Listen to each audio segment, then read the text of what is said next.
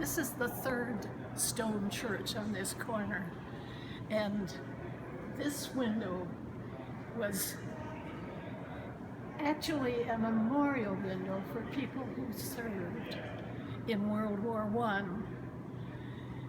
And the second church burned down just about the time of the end in World War I. But 170 men and 11 women were active and serving the country in World War I.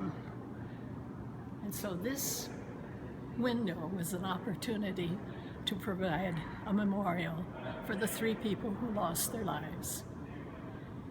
This is an Old English painted glass, which is not designed, used very much anymore, because it's a very difficult technique. And all of the people in the window are angels. This is a window that has a lot of remembering of the Gothic design, the Gothic wooden materials. And I'm stuttering. I'm not doing a good job. Oh, you're good. Can you tell me who these folks are? All of the figures that you see with red wings are seraphs. And this being a design based on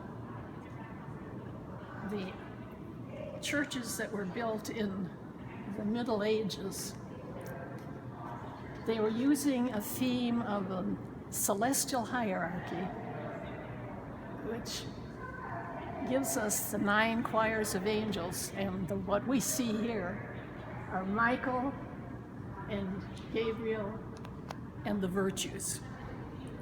And each virtue has a word up above of fidelity, mercy, victory, peace, piety, and service. And each one of the figures has something related to that name word up above. But if you go to the last chapter in Ephesians, the book of Ephesians, and start reading about the 13th verse, you will find everything that they are carrying described. Put on the whole armor of God. There are swords, open swords, shields, and then in the second here, the panel that is the mercy panel. This figure is pointing out to a book, and that is the Bible, and that is from Hebrew. The Bible is described as a sword, so that it's part of the armor of God. Tell me about the one that's levitating. But it's, by that time they're getting antsy, so I quit. Oh, I want to know about the levitating one. She's great. I didn't get quite myself. I want to do more with the victory and peace angels at the top, and then the next one down is Michael again with his red wings, because he's the head of the seraphs, and he has a scale in his hand and a sword, because he's the one who's in charge of making sure it's a faithful soul and then protecting it on the way to heaven. So that everything in this thing is based around the idea of people having served in the service and having given their service and having died in that, being remembered, being cared for.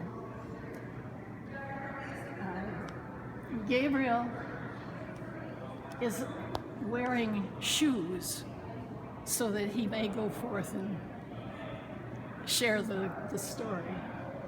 But he's also almost floating, so you can see the shoes really nice. But he's got a lily in his hand, which is for purity and peace, and the lily's not quite open. The peace sign has been signed, peace. But I think in that there's a hope that the peace will blossom.